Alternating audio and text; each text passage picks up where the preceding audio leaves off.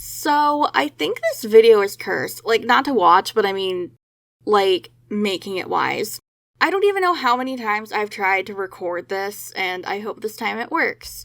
The past couple of times, I've had to redo it because of audio quality being weird, and then the stuff with Audacity happened, and then I tried using a different audio editor, and that was... that was a thing. And then Vroid and VTubing, and... we've had a lot of things. But anyway, I think we have it down now. I think we're good. So, it's been a time. And honestly, I don't know why the universe doesn't want this video out. Like, it's not like I'm saying anything bad about this route. Like, I love this route, and I don't have a lot of negative things to say, so, like, I don't know. But anyways, today we're gonna try and attempt to review Hiro's route. Luckily, I don't have to give a history lesson on this like I had to do with Coast 2, so let's trudge ahead. Hopefully. Okay, so in case you just clicked on this because you saw a cute guy, which, big valid, Wizardess Heart is a dating sim where players assume the role of Liz Hart, a wizardess attending the Getaloon Royal Magic Academy. The game is sort of split into 2 chunks. Seasons 1 through 5 you can play in any order, and each season has its own contained storyline.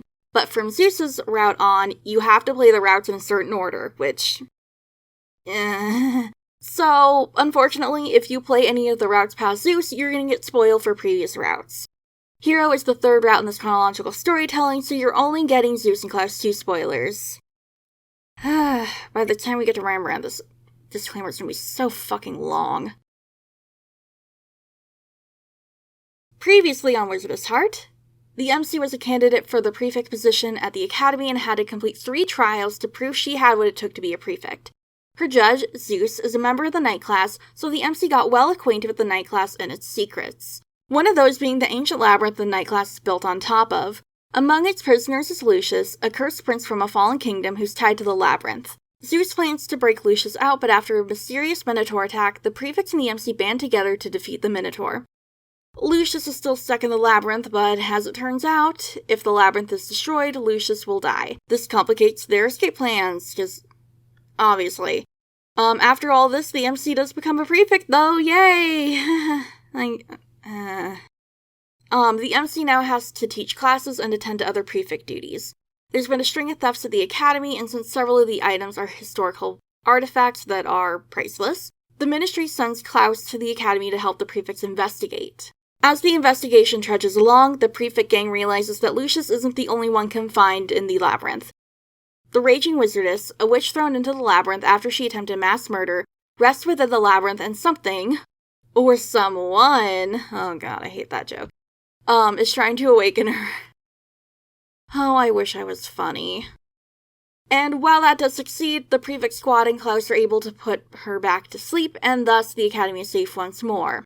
That is, until strange messages are found written on the campus walls. I need a better facial expression than this. Oh my god. So Hiro is a night class student from Queensblade. He has short black hair, light brown eyes, that are sometimes described as red, but like, let's be real, like, they're brown. They're fucking brown. And I estimate he's like 5'8" or so, because we know how tall the MC is, and, you know. He's one of the 5 Asian love interests in the game. He has a very slender body with distinct muscles. He has swirly brown tattoos on his right forearm, and his left ear's pierced. I mean, they both might be pierced, but he only wears earrings in his left ear.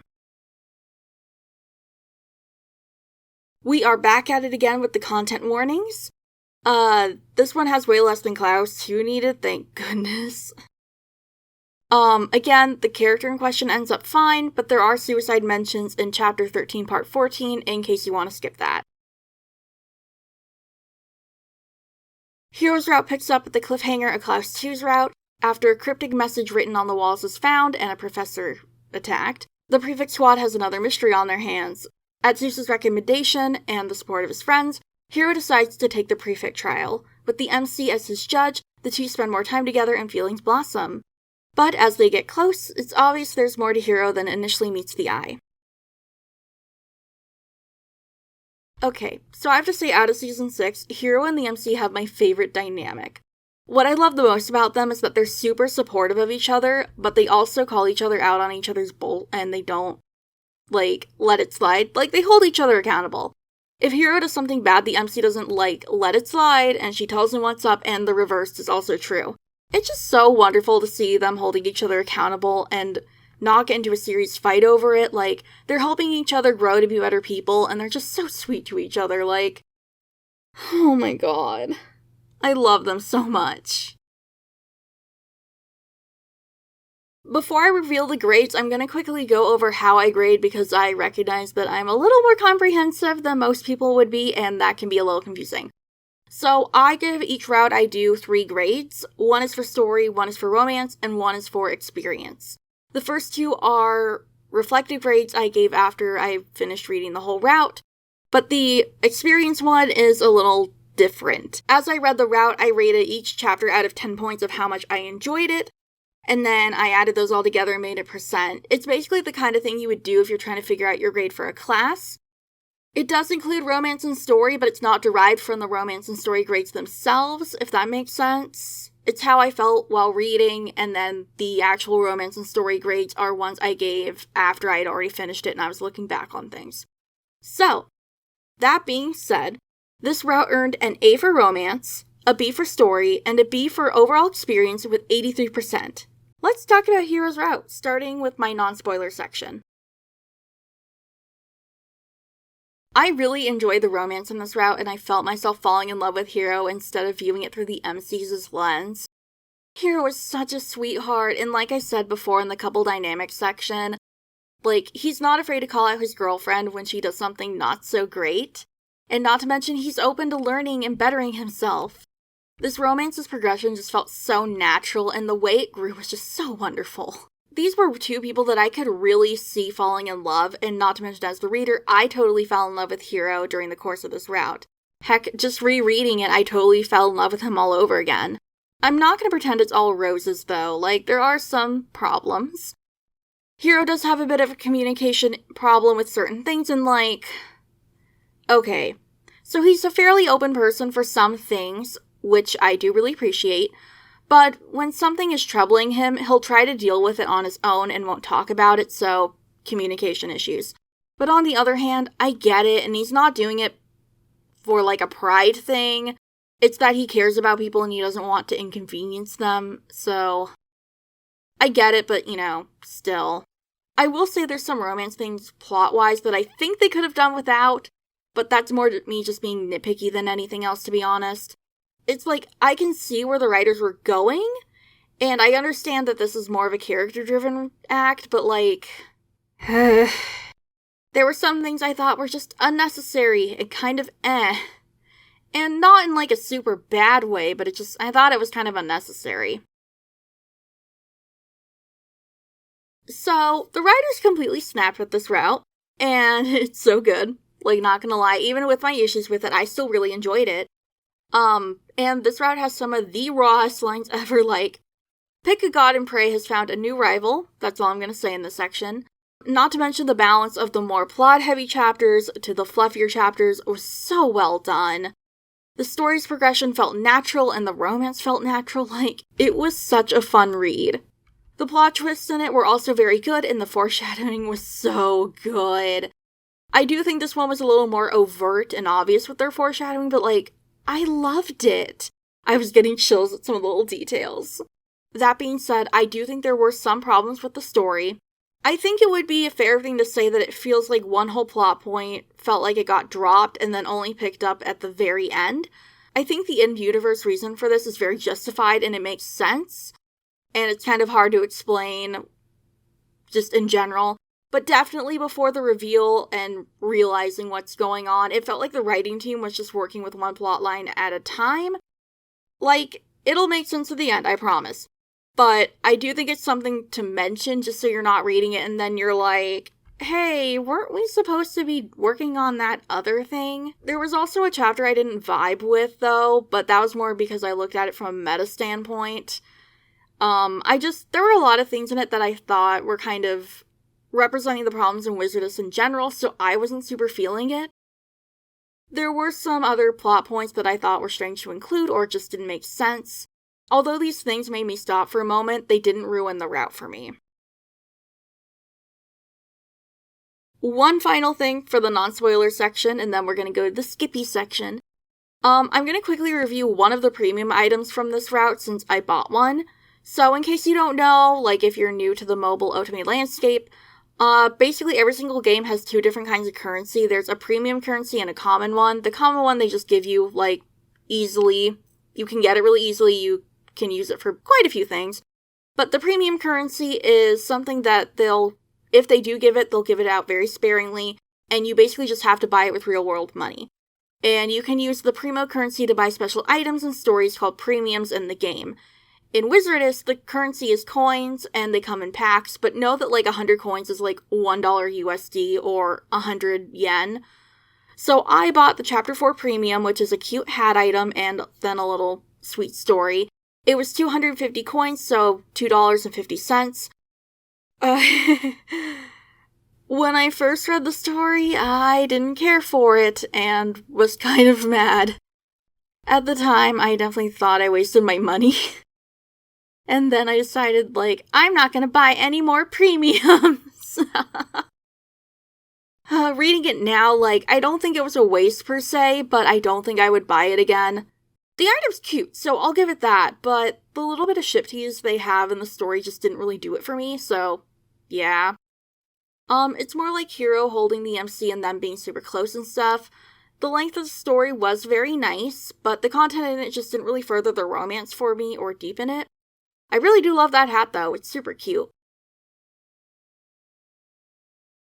Overall, I loved this route. This was such a fun read and extra brownie points for me falling in love with Hiro over the course of this route. And also brownie points for making me sad we couldn't date later seasons because I really enjoyed him in this route. There are some things I wish they had done differently, but that's me being nitpicky, and overall, they're not deal breakers.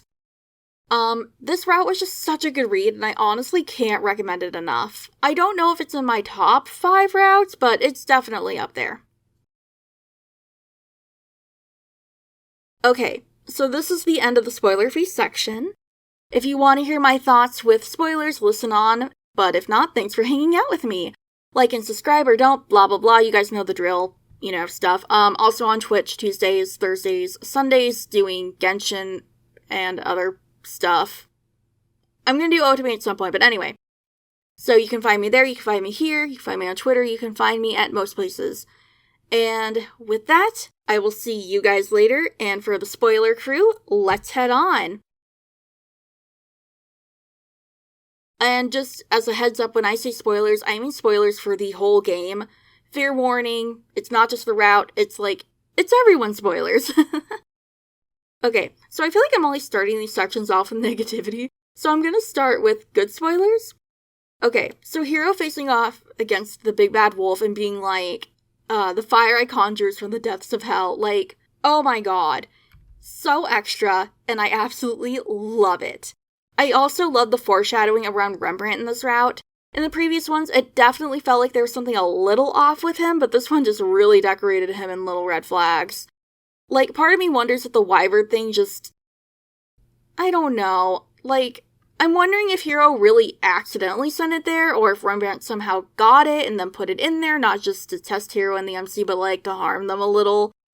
And then the thing with the Fierga, like, I don't know if he's just testing them, or if that was Rem purposely fucking with Hiro for sadistic reasons. Like, I know Hiro is working with Rembrandt and all, but I don't know how transparent Rembrandt is, and I would hope that since they're working together, Rem isn't terrible to Hiro, but like, Rem's a piece of work, so I don't fucking know. But it definitely made me wonder. Oh, and also... At the way end of my notes, I'd written in all caps, wait a fucking second, doesn't this mean Hiro realized Rem was evil the whole time? Hello? So I didn't actually read the route where Rem is revealed to be antagonistic, evil, whatever you want to call it. I mean... oh, we're gonna get there.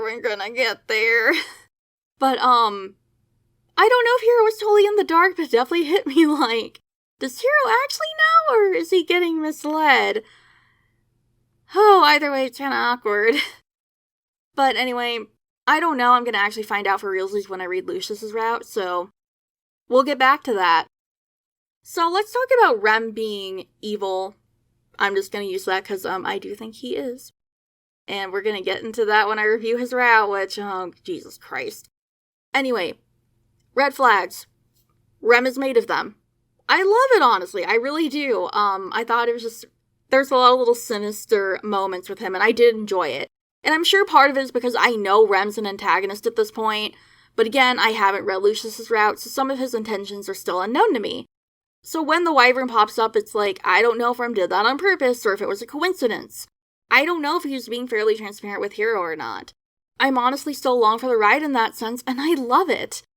Not to mention, just him straight up killing Big Bad Wolf was so cold, and I loved it. I lived for it. Oh my god. Just, that scene is so good. And another thing I loved was the humor in this route. Like, Liz telling people to shut up in Pig Latin was so hilarious, and the whole exchange of, them being like, I'm leaving, when people were drinking just made me laugh so hard in context. And then there were some things that I'm sure weren't meant to be funny, but I made them funny. Like, the whole music box thing. I wrote in my notes, like, if a non-binary person touches it, it explodes. Because gender. And also, I love the idea of, like, for me personally, self-inserting and Lucius just handing the music box to me and being like, here you go, Mari. And as soon as I touch it, it explodes. Because I don't have a gender, because I don't fuck with that. Like, that would be hilarious. Because, gotta make jokes about gender, because, And speaking of the music box, although I like making gender jokes about it in my notes, and reveling in the fact that, 1, I am not heterosexual, and 2, I have no gender, I honestly didn't like it as a plot device. It's a literal plot device. I just didn't care for it. I just thought it was a little unnecessary, and yeah. I think it is in character for Liz, so I'm not gonna, ding it completely, because it's like, yeah, I get it. But also, it's like, really? Are we really doing this? I understand being confused about how you feel about someone, but I think putting your faith into something to figure it out for you, just I don't personally like that, and I don't think that's a great thing to do. So I just didn't care for the music box thing. Not to mention, for me, it just felt like it was kind of shoved in there. I don't think the execution was as stellar as it could have been. I do know that there's some potential foreshadowing with that, which I do really appreciate. But I just didn't vibe with the music box stuff. I do think this concept could have worked better. I just think the execution was just kind of meh. It wasn't great. It could have been a lot stronger. I think maybe having this maybe a little earlier and, mentioning it a little earlier maybe could have tied it in a little bit better. It just really felt like, oh, hey, by the way, here's the special music box that will help you out. And I didn't care for it. I also didn't care for Chapter 13 at all, really.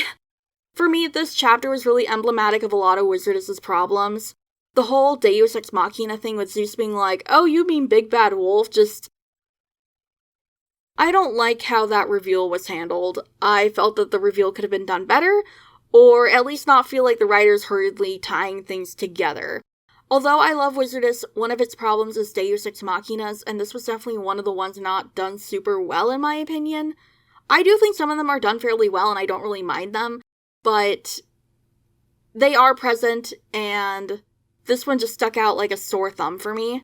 There were some retconning issues as well, which is another issue I have with Wizardess. I am coming at this as a fan, I'm gonna obviously say that, I think it's guys, please. But I'm also coming at it as someone who is, an aspiring indie game dev and is working on games and as a writer. And I personally don't understand why you would not keep an updated lore Bible. And I am going to preface this by saying I have not worked with a game company. If I do games, it's either my own personal projects or I'm working with my friend Julia or my friend Richter. With all those cases, I always have a lore Bible to go back to, and I just don't understand, 1, why you wouldn't consistently keep it up to date, and I'm hoping the team has one, and it's not they don't have one, and that's why there's so many inconsistencies. I just hope that they have one, they just don't update it, because I don't get why you wouldn't have one in the first place. And I will admit, if you have a lore Bible, it is such a pain in the ass to keep updating. I will totally admit to that. But the benefits of having one are so immense. I just can't imagine not doing that. So it's like, why are we retconning this? Like, why are you not using your lore Bible? If you have one. Maybe they don't. I don't know.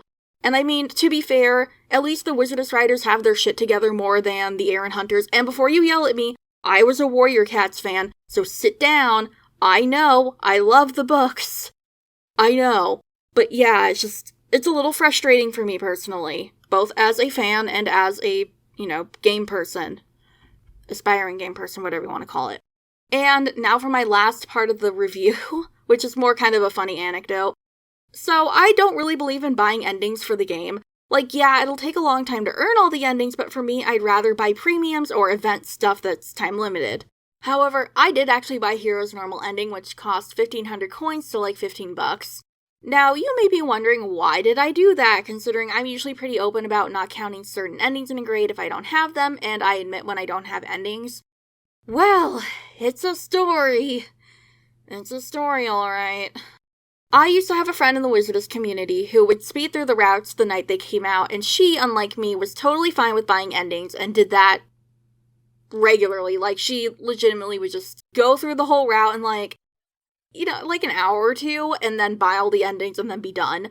So I could have sworn when Hiro came out, she had been telling me that there was something super plot heavy in Hiro's normal ending, and I remember her screen recording a ending for me so I could read it too.